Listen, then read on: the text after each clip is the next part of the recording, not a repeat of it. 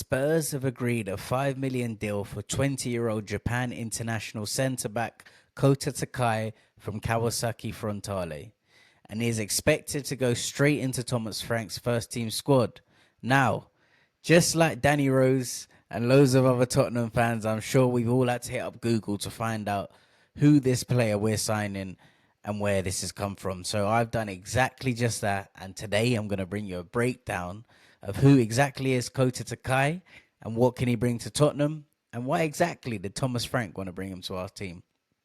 Now, he's a 6'4", right-footed centre-back, comfortable playing either on the left or the right, and he's said to be one of the most promising emerging talents in Japanese football right now.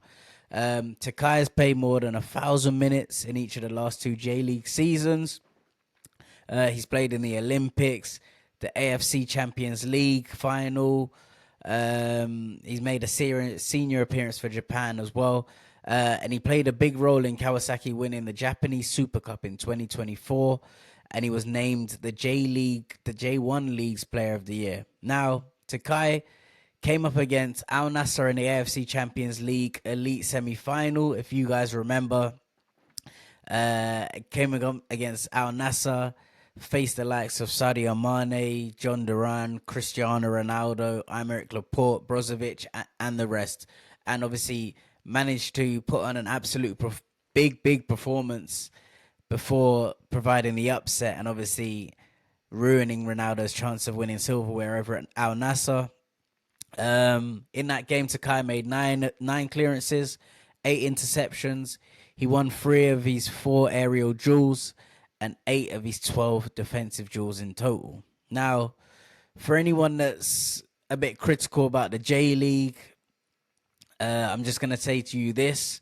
First of all, if you look at the Japanese international team, every World Cup they turn up, they're a very, very good outset. And the football that they play out in Japan, I think, would surprise a lot of people if they actually went and watched it. I'm not going to sit here and say that I've watched every single game of Japan.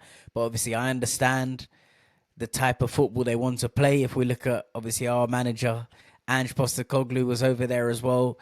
Won the league with his style of football. That's the style they play over there. If you look at players like, obviously, Maeda, that's gone to Celtic. We're talking about Kyogo, that was at Celtic. But talking about Premier League terms, why don't you just think about a player, Kaoru Mitoma, who was playing at exactly the same club as Takai was. Mitoma was excelling in the J-League before going on to sign for Brighton. Obviously, Brighton, yes, I know, loaned him out to Union St. Galway first before becoming a sensation in the Premier League. But let's be honest, Mitoma is being spoke about for top figures looking like in the Premier League. And I have no doubt that at one stage, Mitoma's going to go on to one of the big 6 clubs in the Premier League anyway. Takai obviously recently made his Japan senior debut, becoming one of the youngest debutants in the past few decades as well. So this guy is a baller. Let's be honest. There's not a lot of... I know Japan might be looked at for a hotbed for young talent, but there's not many young players. And the fact that he's already been picked to play for the senior side is something that happens very, very rarely in Japanese history as well. So this guy's got a very, very high ceiling, and we can see exactly what Thomas Frank and Johan Lang, and obviously at £5 million as well. Let's be honest, guys. It's a snip. In today's business, yes, of course, I do not have £5 million, but in today's talk business, £5 million to a Premier League club the size of Tottenham Hotspur as well, that's nothing. That's not even... I don't even think that's not even Son's salary. So, like, let's be honest. It's a drop in the ocean, and it's a risk we're willing to take. Having a look at through his stats as well, his strengths and weaknesses. His strengths: he wins a high volume of his duels. He averages 6.14 defensive duels and wins 71.4% of them. He's got very good recovery speed as well. He's a quick defender. He averages 14 recoveries per 90 minutes. Now, that is quite high as well. So I'm not sure whether to look at it as, does he get caught out of position a lot? Or does his team just play with a very high line? So obviously, naturally, he's going to have to make a lot of recovery runs. Obviously, I'm not sure. And obviously, we're going to find out more when we see him. But nonetheless, the fact that he's making them recoveries shows the pace he has as well. and obviously maybe reading of the game to get himself set in order to make the recoveries. He's very strong in the air. Aerial duels, 4.5 per 90, and wins 65% of them. He scored quite a few headed goals as well, so he's obviously a threat in the box as well. And he's a leader. He's already been captain of his team, although he's only 20 years old. So the fact that he's playing with pros a lot more senior than him and they can trust him with that captain's armband, that just shows the sort of leadership and the ceiling he has.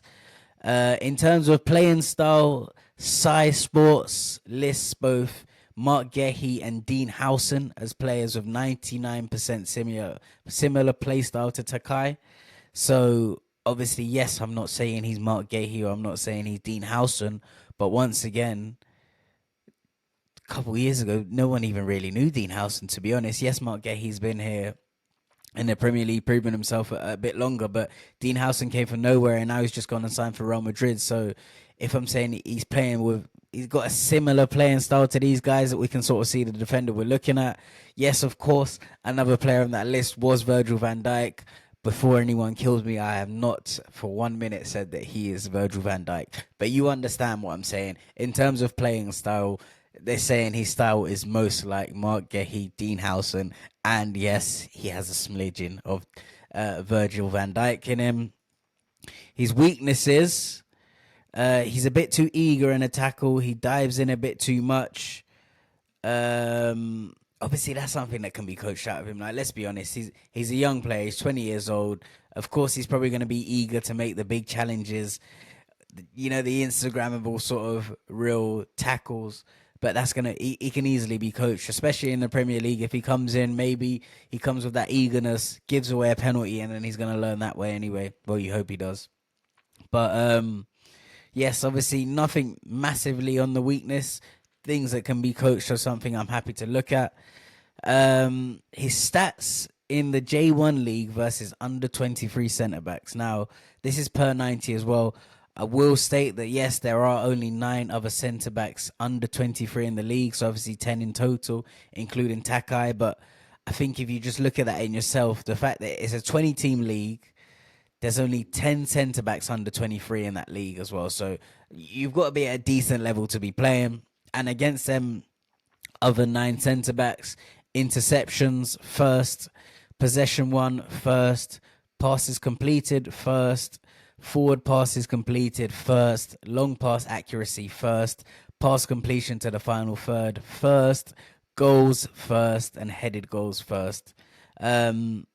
Yes, obviously I'm adding the caveat that stats obviously show you what you do want to see, but they can also hide certain things. So yes, I'm aware of that, but we can only go off what we've seen. So everything we've seen in terms of his level, he's competing way above the guys of his age, and that's all we can go off right now anyway.